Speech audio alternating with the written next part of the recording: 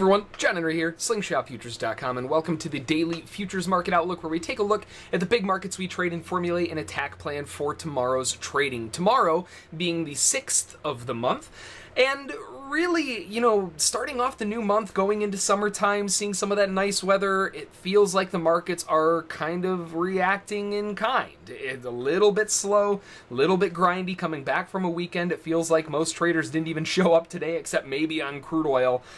That's about it, though. As you can see from the S&P chart in the bottom right, really slow today, and you just got to keep that patience hat on to be able to keep up with these markets, or I guess to let the market keep up with you. One of the two. But before we jump in, as always, make sure to swing on over to slingshotfutures.com, scroll down, and click on the Join the Daily Outlook newsletter. That's going to be the place that you sign up your email, so you'll know every single time one of these videos comes out. Along with the video itself, we also talk about different stocks and different commodities and cryptocurrencies and all kinds of fun stuff. So it's a really good newsletter to get your hands on.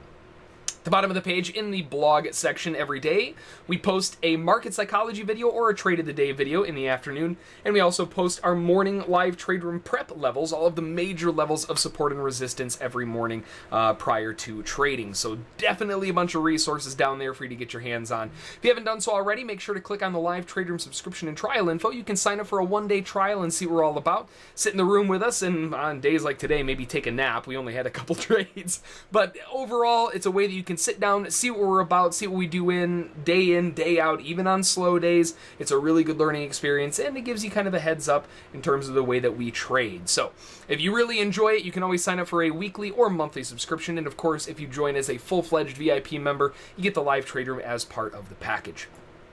Now, taking a look at the euro had a decent looking drop down. It really felt like the euro was gearing up for some heavy movement to the downside, but once they retested those lows, it completely failed and turned right back around again.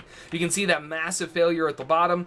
They tried breaking down after that huge dive lower. By the time they came back, sellers just seemed like they kind of gave up the ghost and turned right back around again. The overall trend is definitely bearish, but they gave back a lot of that bear trend on the daily candle towards the end of the day there. We opened up here, and we are now closing way up here. They gave back all of that wick on the lows. It was gearing up to look like a nice heavy bear candle, but now we're dealing with this big old wick. So overall, lots of back and forth, lots of chop and slop, fake breaks abound all over the place. This is setting up a lot of levels of support underneath us. Not only do we have the monthly support at 25,555, but we also have support at 12,564, 531, 479, and 445 all the way down. So there are a lot of things that are in the way of the sellers. The sellers are really going to have to show up with some passion to drive through those lows.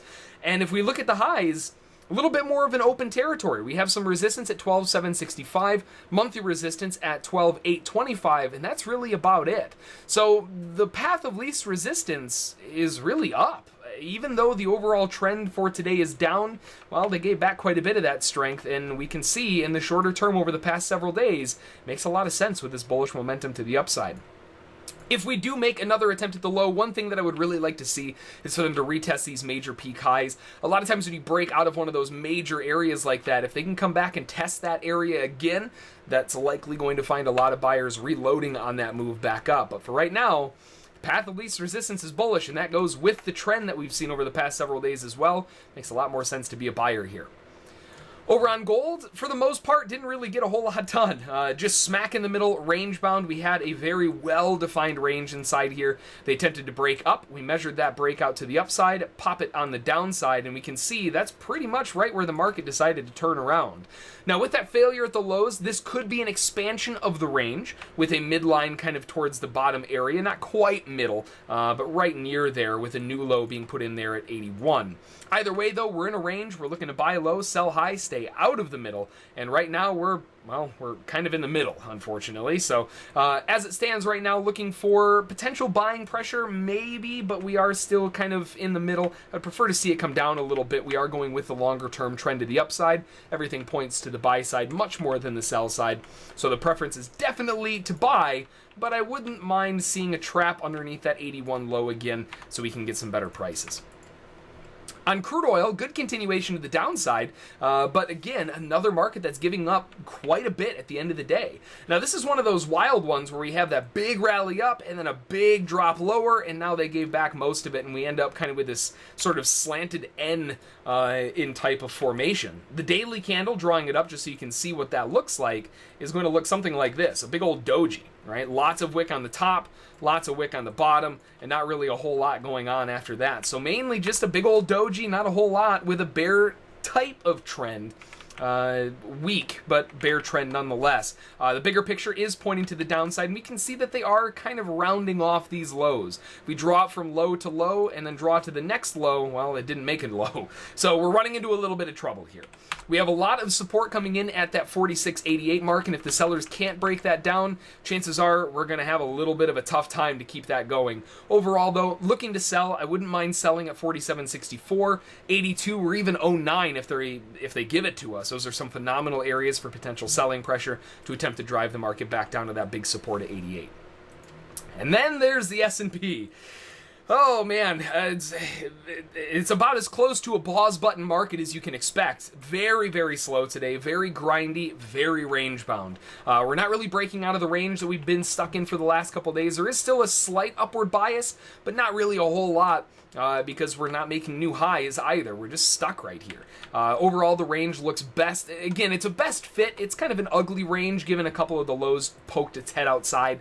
But the lows looks best at around 34.5. The highs at 38.5, and we're just kind of paying back and forth between the two. The overall trend, obviously, in the bigger picture that we just looked at is bullish, so I wouldn't mind buying a trap low, whether that's a trap low underneath the range lows at 34.5, or if it's a trap low all the way underneath 33 or lower. Either way, looking to be a buyer to try to push the market back up again. We're floating around that 2,400 mark, over 2,400 now. Now we just need to see if the buyers want to keep it up here, or if they're going to let go a little bit and maybe take some profit off the table. So that's going to do it for the outlook. Now, in terms of tomorrow for the news, we have a good amount of stuff coming out all day, most of which is coming out of Australia. At 30, which is, for those of you who are not a big fan of military time, that is 12:30 in the morning Eastern time. At 30, out of Australia, we have the RBA interest rate decision forecasted at 1.5%. That is the same as the previous, and they also have the RBA rate statements coming out at 30 as well. At 10 o'clock tomorrow in the U.S. session, we have the JOLTS job openings forecasted at 5.650 million. Previous was 5.743 million. Also at 10 o'clock out of Canada, we have the IV PMI forecasted at 62, previous 62.4. And then again, nothing until we get Australia. Australian news at 21:30 Eastern. GDP quarter over quarter for quarter one coming out at forecasted 0.3%. Previous was 1.1%. So that's really about all we have to worry about. Now, again, we did have some terror attacks over the weekend. As we always say, it seems to be something that we have to say more and more frequently, unfortunately, but our hearts go out to those who may be affected by that. Hopefully no one was, but obviously there will be some issues with that. So play it safe out there, please. And like we always say, when it comes to the markets, make a plan, trade a plan, follow the rules, and you should be A-okay. Until next time, we'll see y'all then.